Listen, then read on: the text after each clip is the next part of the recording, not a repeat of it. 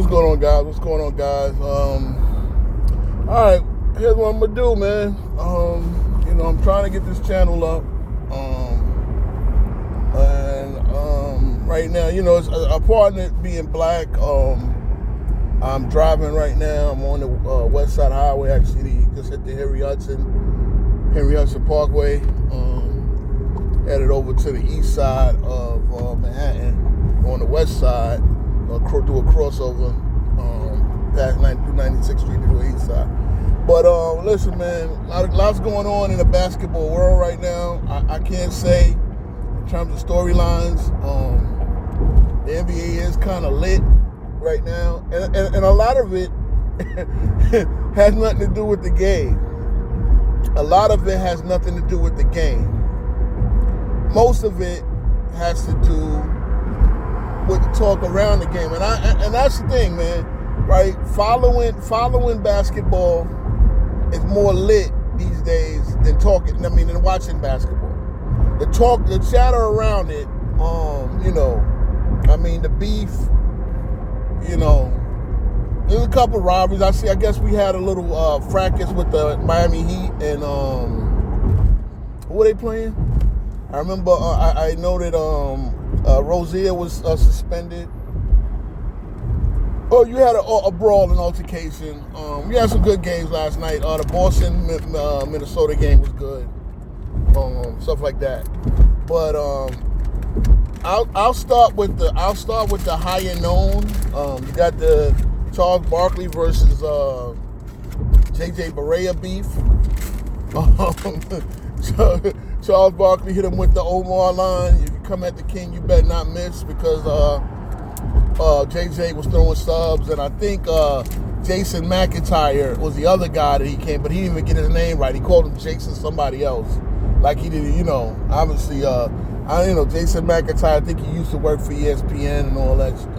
But listen, and I'm gonna get at Barkley later, because he said some. I caught him saying some dumb shit about the Philadelphia 76ers, how they're gonna beat the Knicks, how they would beat the Knicks and the Cavs in a series. But I'll get into that a little later. Listen, at this point, they're the best watch when it comes to NBA content right now. Obviously, if you had a good, beautiful 7-game series, but we're not here yet because it's not playoff time, right? So, but Barkley, Shaq, and Kenny, with Ernie Johnson as the host, the best host. Really, the best host, probably in NBA history, right? Bob Costas is up there. He was a great studio host. Really, he's not a great play-by-play guy, as we saw him calling baseball this year. But, with Ernie is always even keel. Does it like you can see he's very neutral. He's very neutral, yet it's not like he's just there as a moderator. He's really lobbing it up to Chuck and Kenny and all of them to make their points. And he makes these uncompelling games, they make the uncompelling games compelling. Like I said, I watch, a lot of times I'll tune in, I'll have the game on, and the game is watching me. I'm not watching the game, because by the time I done seen 10 threes within the first quarter, it's not worth watching anymore. All right? So they'll make some compelling games. They'll make the games that are not compelling by talking about it. The fact that they're talking about it makes it what makes it compelling. And like, as JJ Redick tried, and JJ Redick made some good points in his little rant. I heard it on Dreamers Pro show. He made some good points. The game is not homogenized as you think, but at the end of the day, it kind of is. And I understand his talent. I understand his point that, again, it's one of the, if I'm going to have an argument, if I'm going to have a discussion about the game itself, what's wrong with it, I understand the strategy in shooting threes. There's a nuance to it. When that's all that you can do, when that's all the only plays that can be drawn up in every situation. Like last night, Jason Tatum taking closeout threes. The second to last, and this is the Boston Celtics, right? This is the team that everybody's got repeating. But they show an Achilles heel. Jason Tatum taking a 3, up 5, or it was up 6, up 5 or 6. I believe they were up 6, and then so I believe I got to go back and because I know Dante got fouled on the 3-point shot, cut the lead. Either he cut it to 3 or he cut it to 5. But you're taking threes in a closeout situation. See, Kobe would have never did that. Kobe would have never took threes to close out because he was such a great operator in the 2. So you're getting back to JJ's central point. It's not as homogenized. You open it, we get more points in the paint now but see, this is the thing. This is the problem. That just 3 and D, just 3 and shooting and driving and getting to the basket. That's not basketball. What they did is they cut out 2 essential elements. The post-up game and the mid-range game. And those teams that have it, those teams that can mix that into their attack are generally the most successful teams in the past. Now, you have the Boston Celtics, who were a few years ago a horrendous three-point shooting team. We remember that three-point shooting attack when Udoka was their coach in the finals pretty much did them in. I mean, it was just like, it was one point in that series when Golden State got cold and Boston was not a good three-point shooting team. This is when they had Marcus Smart, who was never a good three-point shooter. He could knock down a few, but he was never a great three-point shooter. And, they really didn't have a break them down point guard. I think they still had Rozier when they went to that finals, but they wound up moving Rozier and they wound up moving Smart eventually, and now you got Holiday and they got Derek White. Then they get Derek White from San Antonio. I gotta remember that, but anyway, so they've improved themselves overall. Jason Tatum and Jaylen Brown have both gotten better at the 3, so I give them credit for that. But again, when you can't get in game time situations and hit 2s to close out a game, this is where it really is just a stupid asinine strategy. It just keeps shooting 3s. It really does not do you well as a team to just continue to shoot 3s. And this is what, if you want to look at basketball, you got to be able to do it all. Look, I know Shaq was a guy who his forte was dominate the paint. Barkley had an all-over game, but, he wasn't an outside shooter. He can hit the outside jumps. He can hit a 3 or 2, but, he was never going to, play in that. But these are guys that are telling you, look, while you guys are shooting 3s all game, fine, I'll have enough 3-point shooters around me. We'll I'll score enough baskets and clear off enough. Back then it was an inside-out game. Like I said on a couple of panels, back then it was an inside-out game. Now it's an outside-in game, and that was JJ Redick's point, which was pretty much a good point. I can't hate on. I won't hate on him. Like he's not dumb. But I think a lot of things JJ Redick says shows that he's oblivious to certain things, and that's where he gets roasted. Especially when you're coming at guys like Barkley, who, again, played in a better era than you played in, or better than you, would be better than you in any era. You're coming at guys like that. And again, it is what it is, right? It's not, look, there's a reason why you're an actual head coach that I can't say he's a bad head coach. I just think it was kind of crazy to put him in that position, and that was the other thing Barkley did too, right? Barkley had a nice little ace up his sleeve, because this is while the Lakers have an impressive record right now, there's something that Barkley realizes, that the Lakers are a poor team. And you can tell that by the overall numbers, and you can tell that by the overall play. They, as usual, have been propped up to be an over 500 team in the 16 right now, because they've had an easy. And the NBA does this. People, if you see this, you might call me a hater, but the NBA, notice the NBA have done this. They've given the Lakers. They'll do everybody's got to play everybody else a certain amount of times, right? You're going to play every team at least twice, one at home, certain teams you play 3 times, certain teams you play 4 times.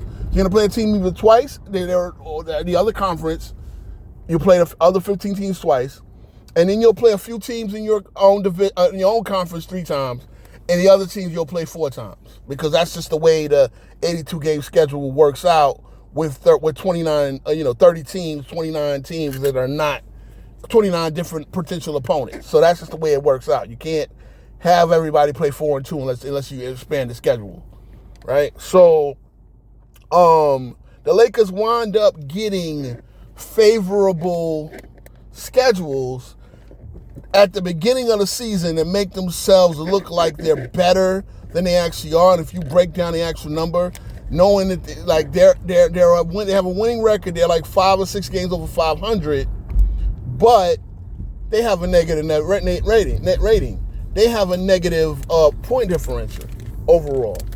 There's a lot of flaws on this team, and what Chuck was saying is, yeah, you're looking good now. Yeah, listen, be careful, because there's a snake over there that when things go wrong, there's certain people that are never, like Rob Pelinka will never get the blame. LeBron will never get the blame, and Jeannie Buss owns the team. So those three will never get the blame when the team is bad, right? It's going to be you, because, Vogel won a chip. Understand this, Vogel won a championship and got no credit for it. They treated him like he basically missed the playoffs every year, even though he won a chip and got them to the playoffs every year. Oh, except for the Russell Westbrook season, and I'm gonna get into that later as well. So he won a chip, but gets treated as basically a scrub coach. And Darvin Ham got them to the conference finals, right? After they got out of the Russell Westbrook situation. And again, I'm gonna get into the Russell Westbrook thing later on, because he's gotten a little vindication being with the Nuggets. But yeah, Darvin Ham won the in-season tournament when people wanted to make it a big deal. Darvin Ham won the in-season tournament. But, in the end, he was unceremoniously dumped as well. So what Barkley was telling JJ, tread carefully, sir, because you ain't, everybody calling you the next Riley and shit. You ain't as entrenched as you think you are. And that's essentially what he was saying, right? So you have all of that going on, and Barkley is saying, listen, we the one win awards. Our ratings aren't the problem. We're at the point where they're trying to get us to ESPN.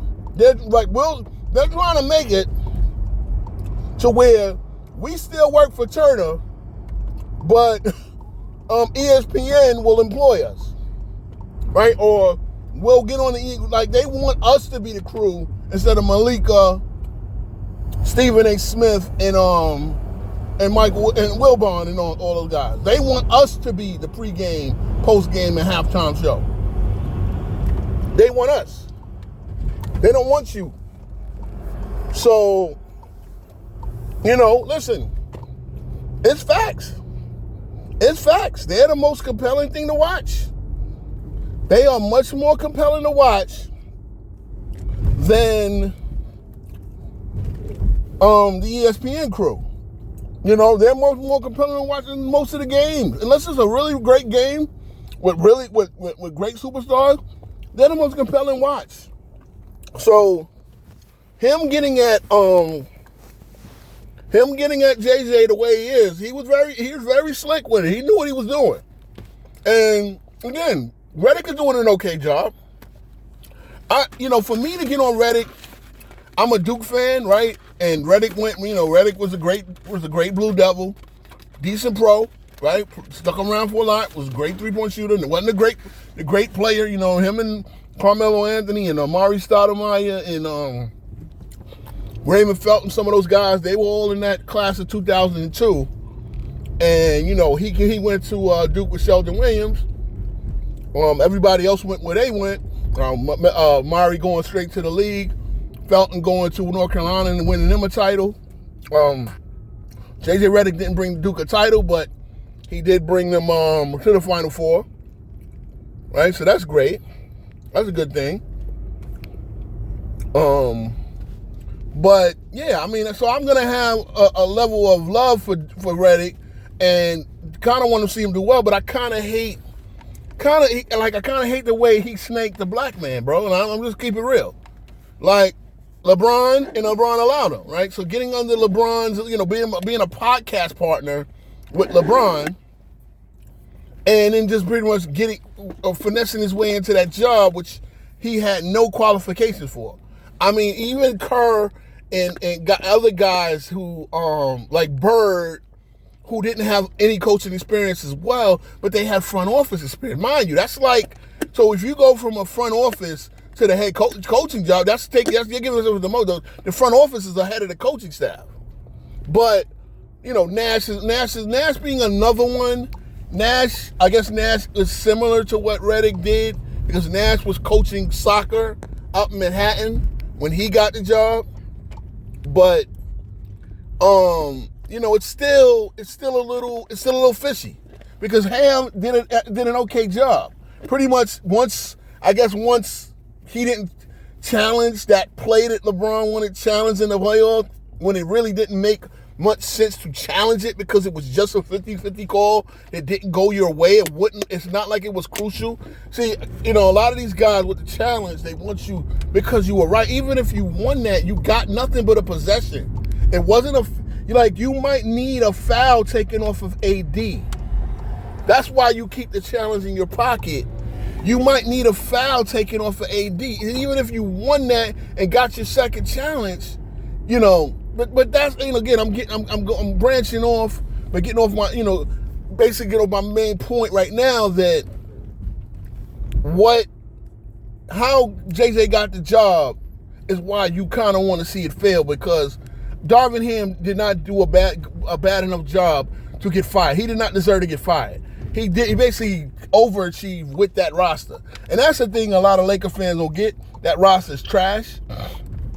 That roster is not as good. It's not a champ. It's mediocre. It's mid. That's what it is. It's mid.